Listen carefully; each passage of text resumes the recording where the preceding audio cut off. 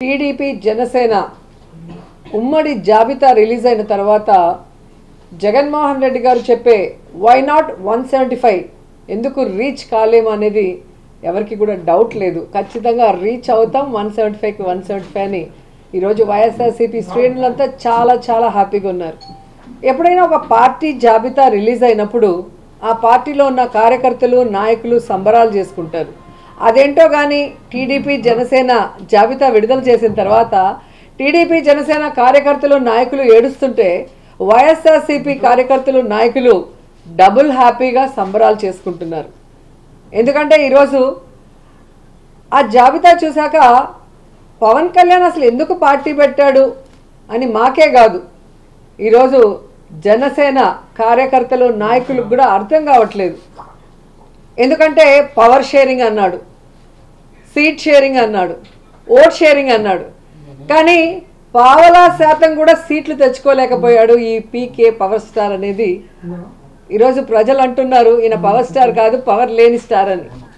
ఎందుకంటే ఈ మధ్యలోనే 2019లో అనుకుంటా ఒక మీటింగ్లో, పబ్లిక్ మీటింగ్లో అంటూ ఉండేవాడు పవన్ కళ్యాణ్, జనసేన అంటే కుక్క బిస్కెట్లు వేస్తే తోకూపుకుంటూ మన వెనక తిరుగుతారు, వీళ్ళకి 10-15 సీట్లు ఎక్కువ అని తెలుగుదేశం వాళ్ళు మన అవమానిస్తున్నారు, మన పార్టీ ప్రజల కోసం పుట్టిన పార్టీ, మనం ఎవరి బిస్కెట్లకి తల వంచం, మనమే వాళ్ళకి ఎన్ని కావాలో అన్ని ఇస్తామని చాలా పెద్ద పెద్ద మాటలు మాట్లాడారు.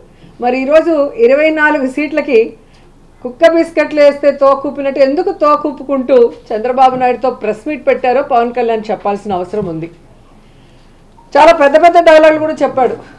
సముద్రం ఎవరి కాళ్ళు పట్టుకోదు, పర్వతం తల వంచదు అని. మరి ఏ ప్యాకేజీ కోసం 24 సీట్లకే చంద్రబాబు నాయుడు కాళ్ళు పట్టుకున్నాం, ఈరోజు చంద్రబాబు నాయుడు ఇచ్చిన ముష్టి 24 సీట్లకే ఎందుకు తల వంచావు పవన్ కళ్యాణ్ అని జనసేన కార్యకర్తలు నాయకులకి సమాధానం చెప్పాలి. పవన్ కళ్యాణ్ పొత్తు పెట్టుకోవటం అనేది, అది కూడా ముష్టి 24 సీట్ల కోసం కాపుల ఆత్మగౌరవాన్ని చంద్రబాబు నాయుడు గారి కాళ్ల దగ్గర తాకట్టు పెట్టడం అనేది జీర్ణించుకోలేకపోతున్నారు. అలాగే పవన్ కళ్యాణ్ మీటింగ్లో సీఎం సీఎం అని అరిచే ఆ పిచ్చి జన సైకోలకి ఈరోజు ఆ తల ఎక్కడ పెట్టుకోవాలో కూడా అర్థం కాని పరిస్థితి. ఎందుకంటే పవన్ కళ్యాణ్ అనేవాడు ఎప్పుడూ కూడా పొలిటికల్ లీడర్గా పనికిరాడు, అతనికి రాష్ట్రం మీద అవగాహన లేదు, ప్రజల మీద ప్రేమ లేదు, పార్టీ కార్యకర్తలు నాయకుల మీద గౌరవం లేదు అన్న విషయం నేను అనేక సందర్భాల్లో చెప్పాను. ఎందుకంటే ఒక కార్యకర్త, ఒక నాయకుడు గౌరవంగా ఉండాలి అంటే అది వైఎస్ఆర్ కాంగ్రెస్ పార్టీలో జగనన్న నాయకత్వంలోనే కుదురుతుంది.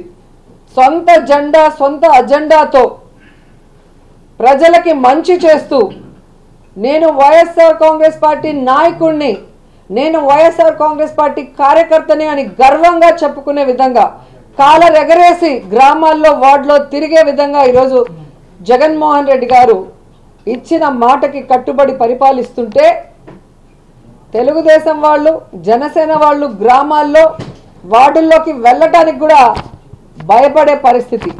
ఎందుకంటే చంద్రబాబు నాయుడు ఏ రోజు కూడా చెప్పిన మాట మీద నిలబడలేదు, ఇచ్చిన మేనిఫెస్టోకి కట్టుబడి ప్రజలకి చేయలేదు. అలాగే పవన్ కళ్యాణ్ ఎప్పుడు ఏం మాట్లాడతాడో ఆయన పార్టీ పెట్టిన రోజు నుంచే మీరు చూస్తే అర్థమవుతుంది. పార్టీ పెడతాడు కానీ కంటెస్ట్ చేయడు, సింగిల్గా కంటెస్ట్ చేస్తే తాను కంటెస్ట్ చేసిన 2 చోట్ల ఓడిపోతాడు. ఇప్పుడు బీజేపీతో పొత్తులో ఉన్నాను ఎన్డీఏలో అంటాడు, ఇక్కడేమో బీజేపీతో సంబంధం లేకుండా తెలుగుదేశం పార్టీతో పొత్తు పెట్టుకోవడం చూస్తుంటే ఇతనికి